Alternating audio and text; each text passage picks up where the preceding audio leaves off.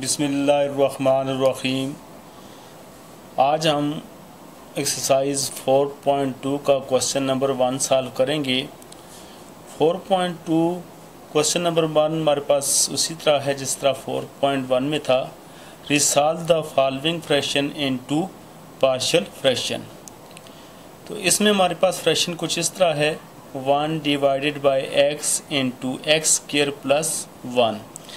जैसा कि हम वहाँ पहले 4.1 एक्सरसाइज हमने की है आपके सामने, तो उसमें हमारे पास जो फ्रैक्शन की सूरत हाल थी वो इस तरह थी कि 1 divided by x plus 2 into x minus 3। यानी हमारे पास जहाँ पर केस 1 यूज़ कर रहे होते थे वहाँ पर हमारे पास जो फैक्टर जो थे वो नॉन रिपीटेड थे, यानी एक जैसे फैक्टर नहीं थे। जैसे ये हमारे पास x प्लस 2 एक्स माइनस 3 इस तरह के फैक्टर थे। तो हम इसको इस तरह लिखते थे a x plus 2 plus b divided by x minus 3। फिर हमने केस 2 यूज़ किया। केस 2 यूज़ में हमारे पास कुछ इस तरह की फ्रैक्शन थी कि x plus 2 x minus 1 whole square. यहाँ हमारे पास ये एक फैक्टर जो है सिंपल सा था और ये हमारे पास दूसरे फैक्टर में होल पर स्क्वायर था। तो इसको हम इस तरह लिखते थे कि a divided by x plus 2 plus b divided by x minus 1 और प्लस c जो है डिवाइडेड बाय ये होल फिगर लिखते थे x प्लस 1 होल स्क्वायर। जबकि इस क्वेश्चन में हम देख रहे हैं कि इस क्वेश्चन में हमारे पास ना तो जो डिनोमिनेटर है वो इस तरह का है, ना हमारे पास इस तरह का है। अब हमारे पास कुछ सूरत हाल इस तरह है कि हमारे पास डिनोमिनेटर हमारे पास कुछ इस तरह है x into x square plus 1।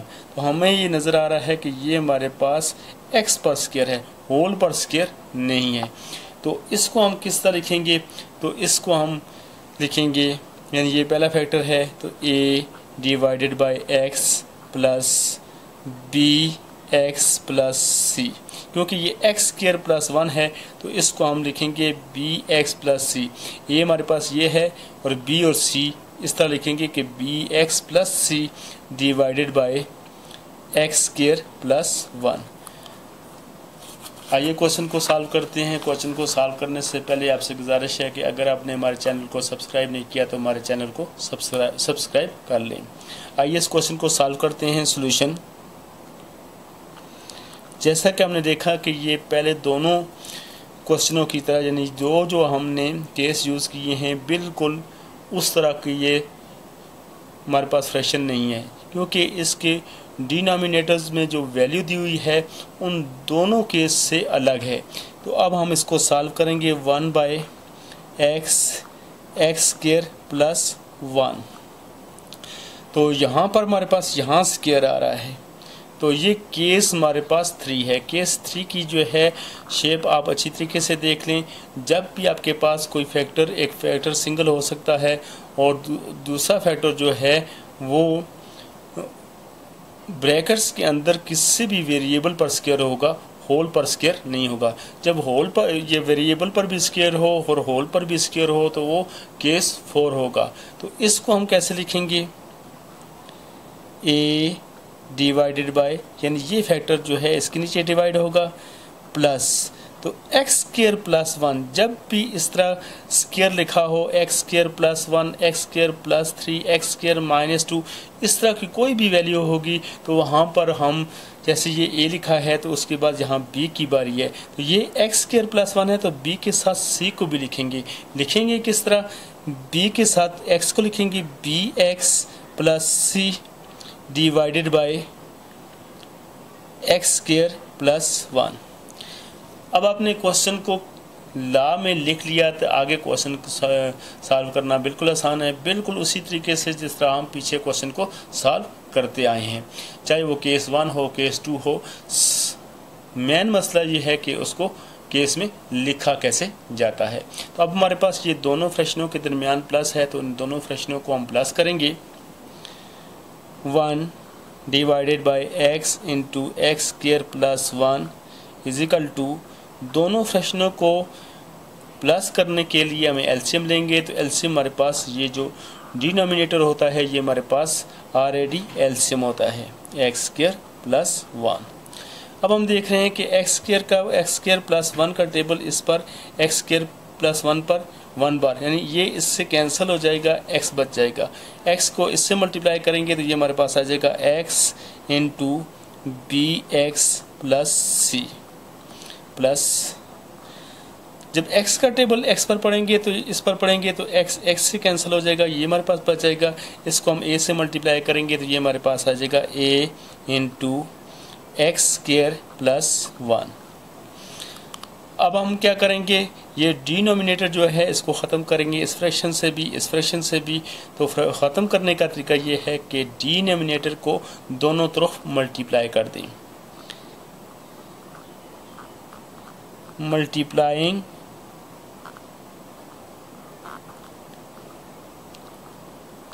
both sides by x into x square plus 1। अब इसको दोनों तरफ मल्टीप्लाई करेंगे, x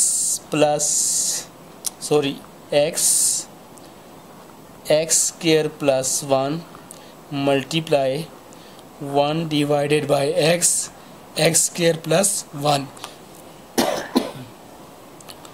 इजिकल टू, तो फ्रैक्शन के इक्वल के इस तरफ भी हम मल्टीप्लाई करेंगे, x into x square plus 1 multiply a into x square plus 1 plus x into B x plus C divided by x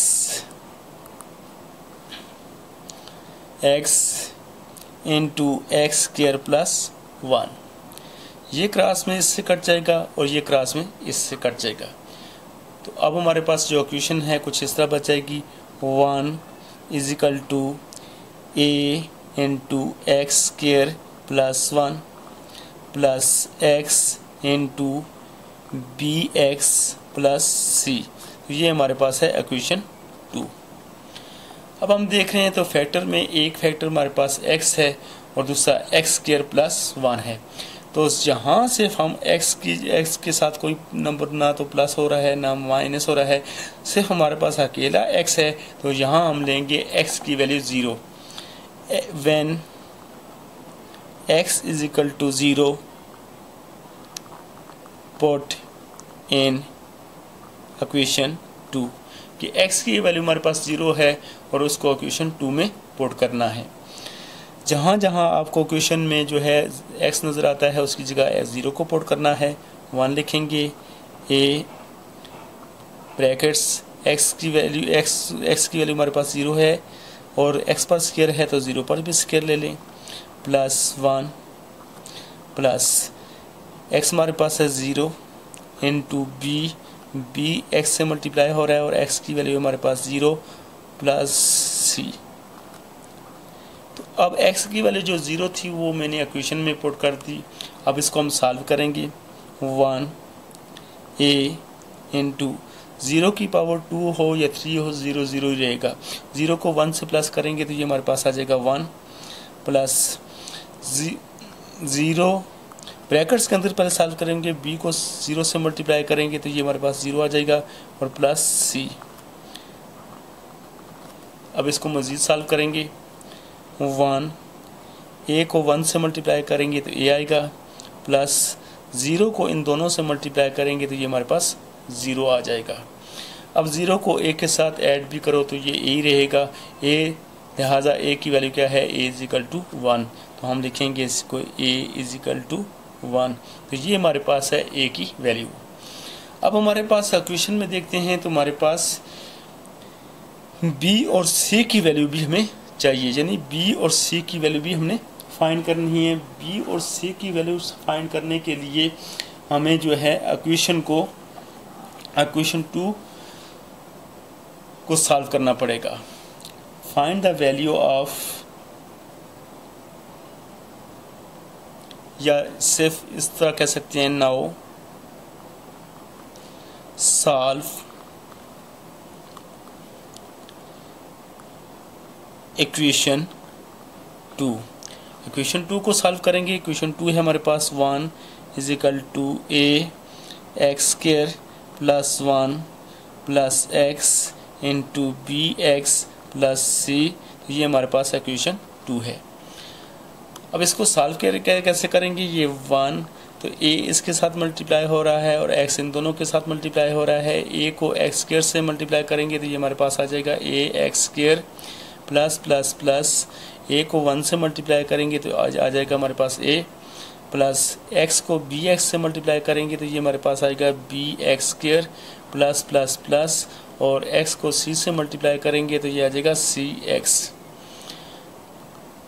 जैसा कि आपको पता है कि हमने b और c की वैल्यू फाइंड करनी है, क्योंकि हम a की वैल्यू फाइंड कर चुके हैं और b और c की वैल्यू हमने फाइंड करनी है। तो इक्वेशन 2 को सॉल्व करने के बाद b की वैल्यू फाइंड करने के लिए हम कंपेयर करेंगे coefficient of x square and compare करेंगे कोफिशिएंट ऑफ x, यानी x और एक्स स्क्वायर के कोफिशिएंट को हम कंपेयर करेंगे। यानी इसको हम इस तरह कह सकते हैं कि हम सॉल्व करना है इसको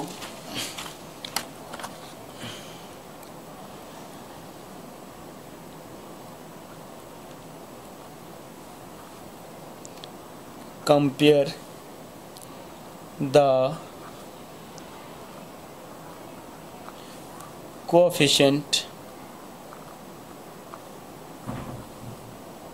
of x square and x और एक्स स्क्वायर के कोएफिशिएंट को हम कंपेयर करेंगे। अगर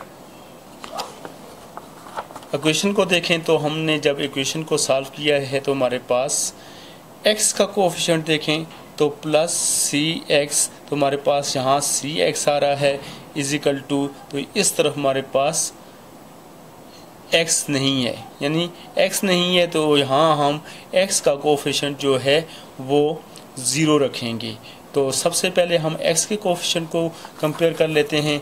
तो x के कोएफिशिएंट को कंपेयर करेंगे तो हमारे पास इक्वल के इस तरफ x नहीं है तो हमने 0x रखा और उस तरफ हमारे पास सिर्फ और सिर्फ प्लस cx है। जैसे कि हमने c की वैल्यू फाइंड करनी है, x इसके साथ मल्टीप्लाई हो रहा है, x को उठाकर इस तरफ लाएंगे तो x इस तरफ आकर डिवाइड हो जाएगा, यानी ये इस तरह हो जाएगा, ये 0 x से मल्टीप्लाई होगा 0 और ये x आकर इस तरफ डिवाइड हो जाएगा, x is equal to c। किसी भी फ्रैक्शन के ऊपर जो नोमिनेटर 0 हो तो पूरी फ्रैक्शन 0 हो जाती है, तो हम लिखेंगे 0 इज इक्वल टू c, या हम लिख सकते हैं c इज इक्वल टू 0। तो ये तो हमने कंपेयर किया था कोएफिशिएंट ऑफ x को। अब हम कंपेयर करेंगे कोएफिशिएंट ऑफ एक्स स्क्वायर को। तो एक्स स्क्वायर के कोएफिशिएंट हमारे पास 2 हैं, इक्वल के इस तरफ हमारे पास x का कोएफिशिएंट नहीं है तो हम यहाँ लिखेंगे 0x स्क्वायर और उस तरफ हमारे पास है ax square plus bx square. Equation को गौर से देखें, जहाँ पर हमने इक्वेशन 2 को सॉल्व किया था तो ये देखें इक्वल के इस तरफ तो x स्क्वायर नहीं है, तो लेकिन यहाँ ax square plus bx square हमारे पास मौजूद है। इन दोनों के कोएफिशिएंट को और इस तरफ हम x स्क्वायर का कोएफिशिएंट 0 रखेंगे, तो वो हमारे पास ये देख रहे हैं कि ये हमने 0 रख दिया। 0x से मल्टीप्लाई होगा तो ये तो हमारे पास 0 हो जाएगा और एक्स स्क्वायर दोनों में कॉमन है तो एक्स स्क्वायर को आप कॉमन ले लें, ये हमारे पास एक्स स्क्वायर को कॉमन लिया तो ये हमारे पास x प्लस बी हमारे पास बच जाएगा।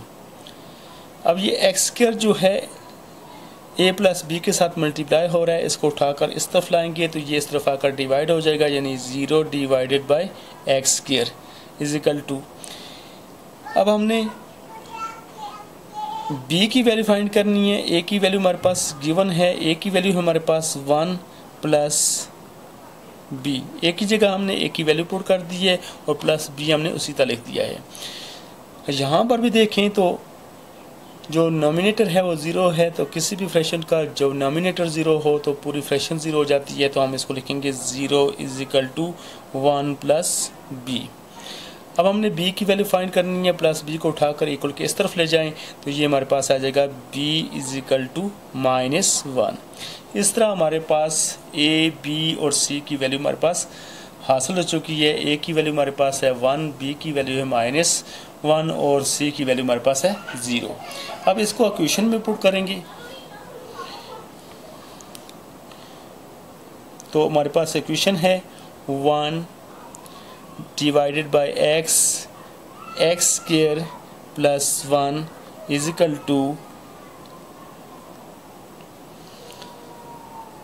a/x plus bx plus c divided by x square plus 1। जैसे कि हमने कहा कि a की वैल्यू हमारे पास आ गई है 1 divided by x plus b की वैल्यू है हमारे पास -1 इंटू x प्लस और c हमारे पास क्या है 0 divided by x square plus 1/x